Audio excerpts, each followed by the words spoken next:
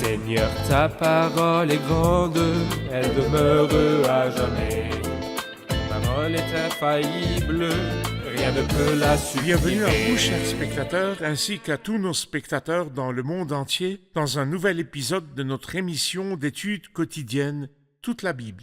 Dans cette émission, nous essayons, par la grâce de Dieu, d'étudier tous les livres de la Bible, de la Genèse à l'Apocalypse. Et c'est ce que nous essayons de faire par la grâce de Dieu. Nous recevons souvent des messages nous disant que c'est la première fois que nous connaissons des parties qui nous étaient cachées de la Bible. La première fois que nous connaissons des parties de la Bible dans les livres dont nous n'avions jamais entendu parler auparavant. En fait, si nous parvenons à ouvrir la Bible à tous, ce sera un grand succès. Mais c'est à vous, chers spectateurs, d'écouter et d'apprendre à travers cette émission. Priez pour que le Seigneur vous aide à l'appliquer dans votre vie et que la parole ait un effet vivant et efficace dans votre vie. Dans notre étude des livres de l'Ancien Testament, nous en sommes au livre d'Ésaïe, le premier livre des livres prophétiques, plus précisément au chapitre 3. Permettez-moi tout d'abord d'accueillir notre invité, le serviteur du Seigneur qui est avec nous, le frère Youssef Riyad. Bienvenue, frère Youssef, honoré de vous recevoir. Que Dieu vous bénisse. Bienvenue aussi à nos invités, honorés de vous recevoir. Vous êtes prêts? Commençons ensemble. Chers spectateurs, nous commencerons l'étude de l'épisode après la pause. Je vous retrouve après la pause.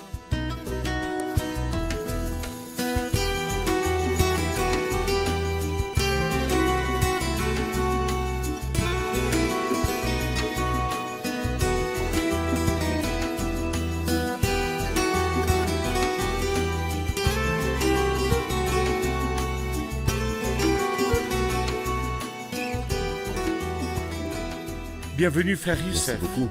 Frère Youssef, maintenant que nous sommes arrivés au chapitre 3 d'Ésaïe, pourriez-vous nous en donner le titre et l'idée principale? Le titre du chapitre 3 est le jugement de Jérusalem et de Juda.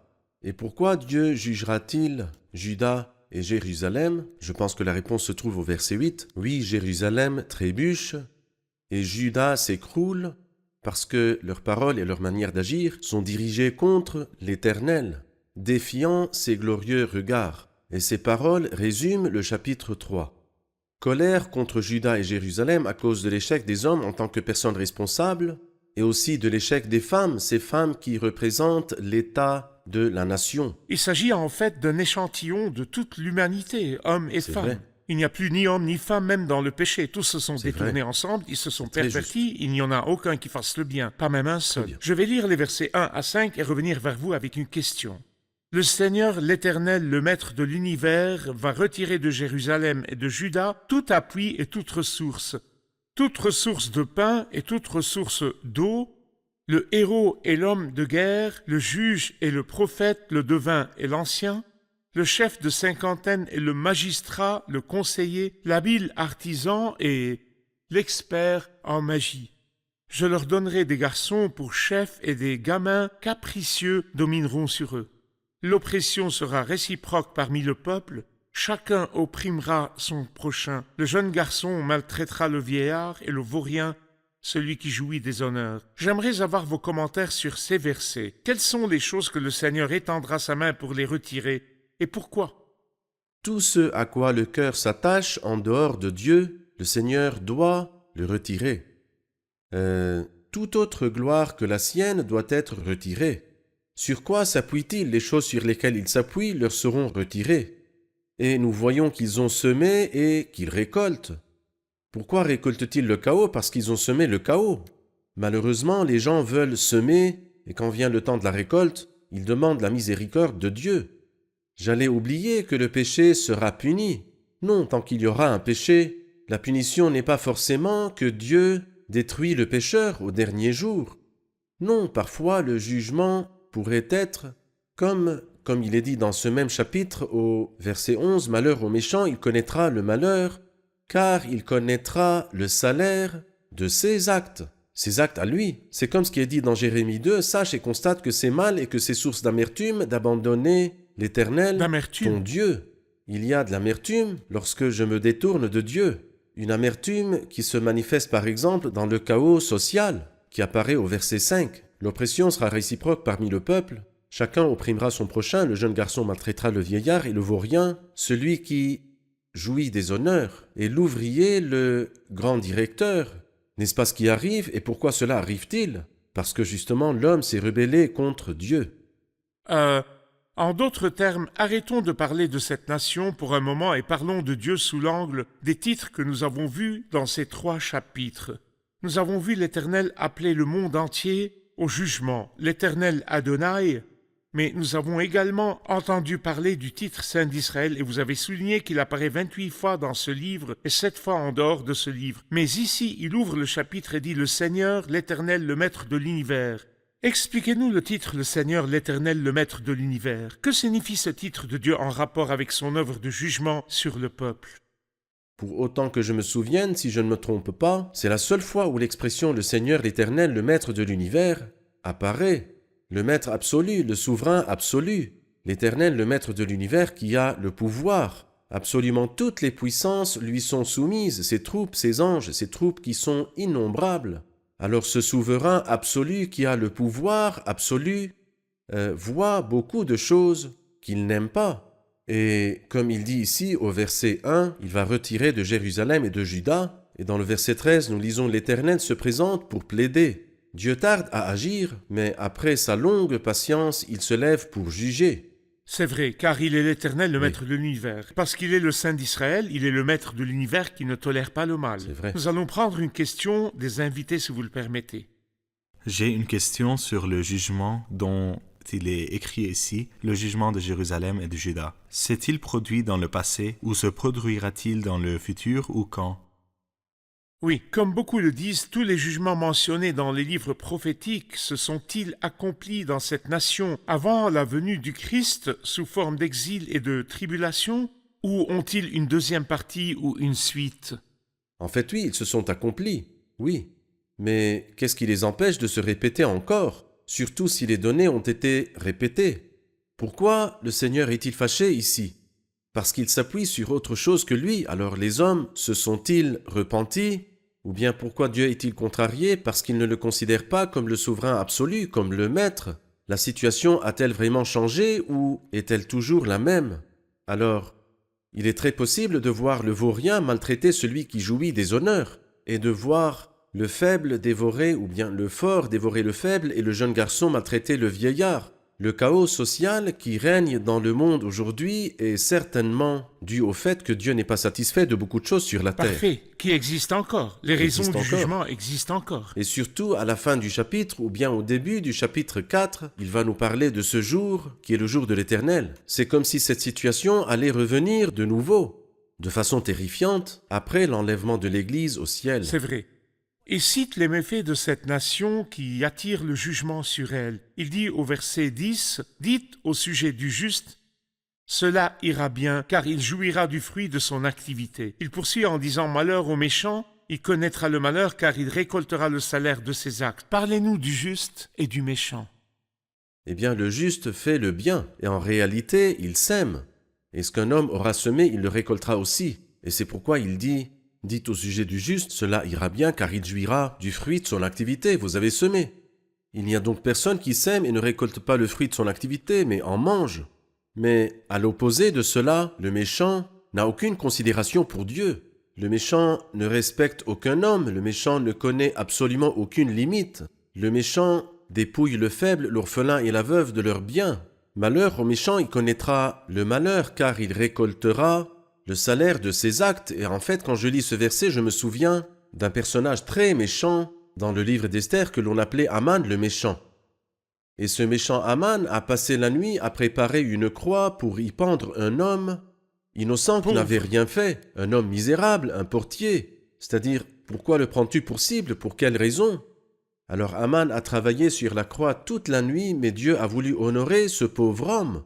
Il a donc ordonné à Aman de lui faire le tour de la place de la ville. Car voici comment l'on agit pour l'homme que le roi veut honorer. Mais la journée n'était pas terminée qu'Aman était pendu à la croix même qu'il avait faite pour que Mardochée y soit pendu.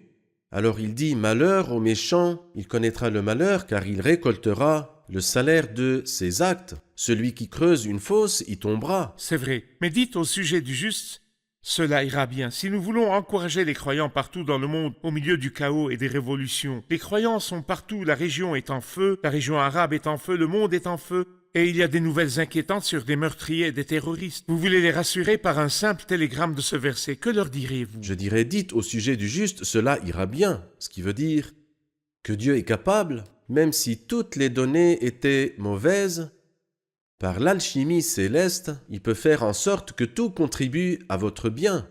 Quand on regarde les détails de la vie de Joseph, on s'aperçoit que sa mère est morte, que ses frères l'ont persécuté, et que la femme méchante l'a calomnié, jeté en prison, oublié par le grand responsable des boissons. Toutes les données étaient mauvaises, cependant le résultat final était bon. Dites au sujet du juste, cela ira bien. Parfait. Nous regarderons un reportage puis nous poursuivrons notre étude. Le jugement de Dieu sur le peuple ancien a été plus sévère et plus dur que celui de n'importe quelle autre nation. Pourquoi ? Parce que c'est la nation que Dieu avait choisie d'une manière particulière, et parce que cette nation jouissait d'une relation spéciale et intime avec Dieu. Les privilèges augmentent les responsabilités. Et comme les privilèges augmentent les responsabilités, Dieu jugera les grandes puissances de notre époque plus que toute autre nation. Ainsi, la lumière que le peuple ancien avait sur Dieu était plus grande que celle des peuples voisins. Ainsi, le rejet de cette lumière a conduit à un plus grand jugement. Frère Youssef, nous avons vu dans le reportage que le Seigneur a commencé son jugement sur son peuple, Juda et Jérusalem, puis l'a étendu dans les chapitres suivants à toutes les nations. Pourquoi le Seigneur a-t-il commencé le jugement par son peuple? En fait, si nous nous tournons vers la prophétie d'Amos, chapitre 3, dans ce verset, le Seigneur dit « Vous seuls ». Il s'adresse à son peuple « Je vous ai choisi vous seuls parmi toutes les familles de la terre ». Et il dit « C'est pourquoi je ferai tout pour vous. J'oublierai vos fautes? Non. C'est pourquoi j'interviendrai contre vous pour tous vos péchés. » La même idée se trouve dans 1 Pierre chapitre 4. En effet, c'est le moment où le jugement commence, et il commence par la maison de Dieu. Dans Ézéchiel chapitre 9 et 10, le Seigneur dit « Commencez par mon sanctuaire, commencez, car ce sont mes enfants. » Et un père, naturellement, corrige ses enfants. Mais en ce qui concerne les méchants, Dieu n'est pas leur père, mais il sera leur juge. Donc il corrige ses enfants à la maison, ce sont ses enfants. Mais en ce qui concerne les méchants, il sera leur juge. Il sera leur juge et les jugera un jour. Frère Youssef, au verset 12, il dit « Du peuple, mon peuple, ceux qui te conduisent t'égarent et détruisent la voie dans laquelle tu marches. » Parlez-nous des conducteurs qui égarent les autres. Comment un conducteur peut-il égarer les autres? Dans 2 Timothée, au chapitre 3, il dit « Ils avanceront toujours plus dans le mal en égarant les autres et en s'égarant eux-mêmes. » Et au chapitre 2, il dit « Et leur parole, qui n'est pas la parole de Dieu, propagera son infection comme la gangrène. » Par conséquent, lorsque des prétendus enseignants disent des choses qui ne sont pas de la parole de Dieu ou bien déforment ou tordent la parole de Dieu, dans ce cas-là, les guides ou les conducteurs égarent les autres. Et Jude a fait une excellente analogie en les appelant astres errants. En fait, lorsque nous étions dans l'armée, nous avons appris à nous orienter à l'aide des astres. Je savais si je me dirigeais vers le nord ou vers le sud grâce aux astres. Et bien avant l'invention des instruments de navigation, les marins savaient très bien où se diriger grâce aux astres. Mais lorsque les astres sont errants, à ce moment-là, les conducteurs qui nous conduisent, ici ceux qui te conduisent, t'égarent. Ils se sont éloignés de la parole de Dieu. Le verset 15 s'adresse également aux dirigeants. « De quel droit piétinez-vous, mon peuple, et écrasez-vous la dignité des pauvres ?» déclare le Seigneur, l'Éternel, le Maître de l'univers. Il met aussi en garde les responsables et tous ceux qui assument un rôle de direction au milieu du peuple de Dieu ou au milieu de n'importe quel groupe. Si vous écrasez les pauvres, quel sera le résultat? En fait, c'est là la mauvaise semence qui doit forcément conduire à la récolte. Dieu est toujours du côté des pauvres et des misérables. Il est le Dieu des misérables. Et lorsque Dieu voit l'homme injuste faire du mal aux pauvres misérables, Dieu ne l'abandonne jamais. L'Éternel fait justice, il fait droit à tous les opprimés. C'est dans le psaume 103. Alors donc, quand il y a un opprimé, Dieu se tient à ses côtés. à côté des orphelins et des veuves, et ces gens-là étaient par rapport aux injustes un faible anneau, un faible mur sur lequel ils pouvaient s'appuyer, mais le Seigneur prend soin avec beaucoup d'attention de l'orphelin et de la veuve, car il a dit « Abandonne donc tes orphelins, moi je les garderai en vie. Quant à tes veuves, qu'elles placent leur confiance en moi, Dieu prend soin des orphelins et des veuves, même de ceux du méchant Édom, et encore plus de ceux de son peuple. » Si nous voulons adresser un mot à quiconque qui assume un rôle de leadership dans un groupe chrétien et qui est censé être la source d'enseignement pour ces gens et qui ignore la Bible et présente les enseignements des hommes, il présente des principes, il présente n'importe quoi, mais il ne présente pas la parole. Et quand on l'interroge sur la parole, il ne répond pas, il ne présente pas le Christ et il détourne les gens du Christ. Si nous voulons lui dire quelque chose maintenant, avant qu'il ne rate l'occasion et que le Seigneur ne vienne, que lui dirions-nous ? Vous êtes engagé à offrir la nourriture au moment voulu à ceux dont le Seigneur vous a confié la responsabilité. Mais si vous vous êtes confié cette responsabilité ou que les hommes vous l'ont confiée, vous devez donc reconnaître votre erreur. Et en réalité, nous n'avons pas d'autre recours ou d'autre source de connaissance de la vérité que la parole de Dieu. Lorsque nous arrivons au chapitre 8 d'Ésaïe, nous trouvons un verset merveilleux et béni. Il faut revenir à la loi et au témoignage. Si l'on ne parle pas de cette manière, il n'y aura pas d'aurore pour ce peuple, c'est-à-dire celui qui s'éloigne de la source de l'enseignement et de la lumière qui est la parole de Dieu, ne verra pas la lumière, n'aura pas d'aurore, l'obscurité des ténèbres leur est réservée pour l'éternité. Nous avons appris que les versets 1 à 15 parlent des péchés des hommes et que les versets 16 à la fin du chapitre parlent des péchés des femmes. Pourquoi, frère Youssef, les paroles de l'inspiration décrivent-elles les péchés des femmes ? En fait, les péchés des femmes se résument à l'arrogance et à la suffisance, et Dieu déteste absolument cela. Une autre chose aussi est le souci de l'apparence et non de l'essence, c'est-à-dire qu'elle ne se souciait que de la parure extérieure. L'apôtre Pierre a dit à ce sujet que votre parure ne soit pas une parure extérieure. Mais quoi alors ? Mais plutôt celle intérieure et cachée du cœur. La pureté incorruptible d'un esprit doux et paisible. Un esprit doux et paisible qui est d'une grande valeur devant Dieu. Elle se souciait donc de leur apparence et de ce que les gens disaient d'elle. Et elle ne se rendait pas compte que ce qui compte est vraiment ce que Dieu dit d'elle. Elle se souciait de l'apparence extérieure, mais à quoi bon embellir un cadavre?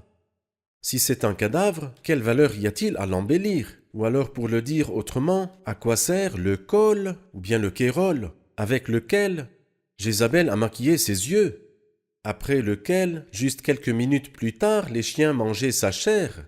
C'est-à-dire, lorsque les chiens mangent la chair de quelqu'un, maquillé ou non, quelle différence cela fait-il pour les chiens?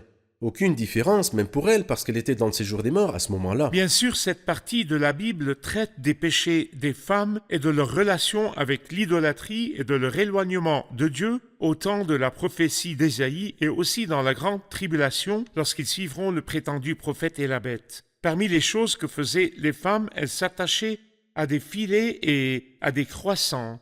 Et bien sûr, les croissants étaient des objets païens.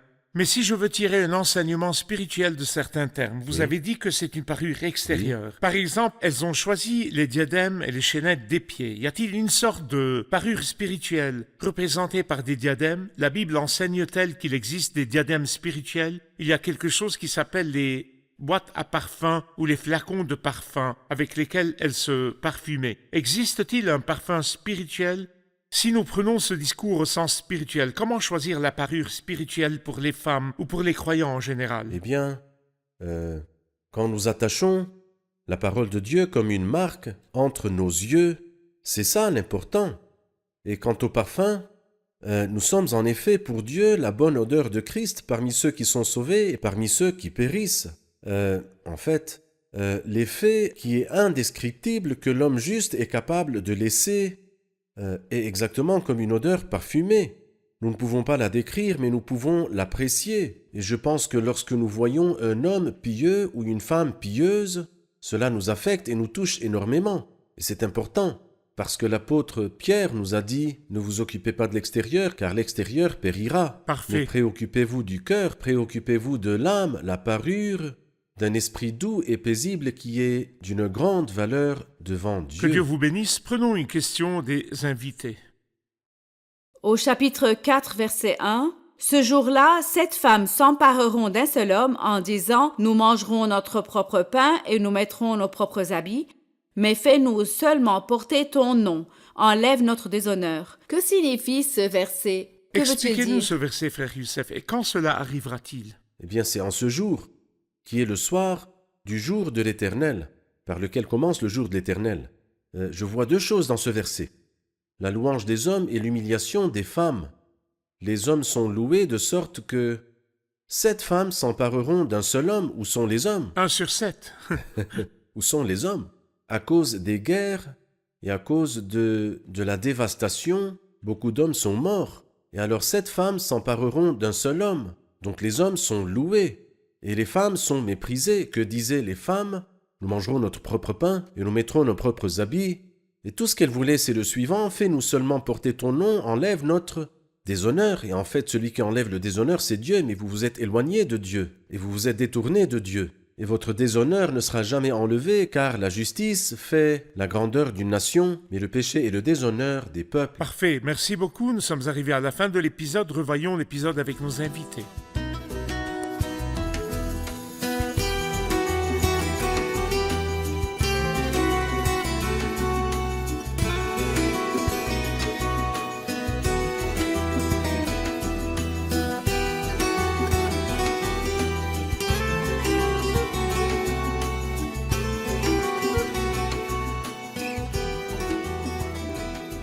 Le chapitre 3 commence par parler de l'Éternel comme étant l'Éternel, le maître de l'univers. J'aimerais entendre vos commentaires sur l'Éternel, le maître de l'univers. Allez-y, Andrew. L'expression « le Seigneur, l'Éternel, le Maître de l'univers », c'est probablement l'une des rares fois où elle apparaît, peut-être unique à ce chapitre. Il parle du Seigneur, c'est-à-dire qu'il est le Seigneur absolu, et qu'il est l'Éternel, le Maître de l'univers, donc il a le pouvoir absolu. Parfait. Qu'en pensez-vous, frère Youssef? Le maître de l'univers, le maître des puissances, le maître des anges. L'Éternel des puissances, Exactement. des armées célestes, Des armées l'Éternel des célestes, anges, c'est vrai. l'Éternel, le maître de l'univers.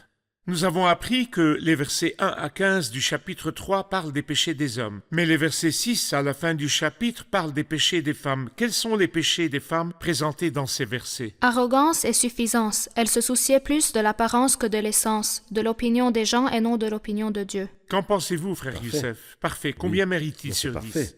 10? Que Dieu vous bénisse. Merci. Nous poursuivrons notre étude dans le prochain épisode. Merci, frère Youssef. Que Que le Dieu Seigneur vous vous garde. bénisse. Chers spectateurs, si ce chapitre d'Ésaïe relate l'échec des hommes et des femmes qui constituent la nation juive, qui a méprisé la parole de Dieu et a méprisé les commandements de Dieu et s'est tournée vers des dieux étrangers, mais elle est aussi un spécimen de toute l'humanité. Laissez-moi dire que le seul remède pour toute la race humaine est de naître de Dieu, de devenir un homme nouveau en Christ. Lorsque vous accepterez le Christ comme votre sauveur personnel, vous recevrez la vie de Dieu, vous naîtrez de Dieu, vous apprendrez ce que signifie être un homme et vous apprendrez ce que signifie être une femme selon la pensée de Dieu. Je vous retrouve dans le prochain épisode avec un nouveau chapitre du livre d'Ésaïe. Que Dieu vous garde.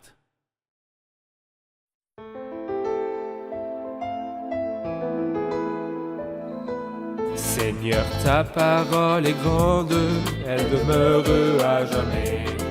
Ta parole est infaillible, rien ne peut la supprimer.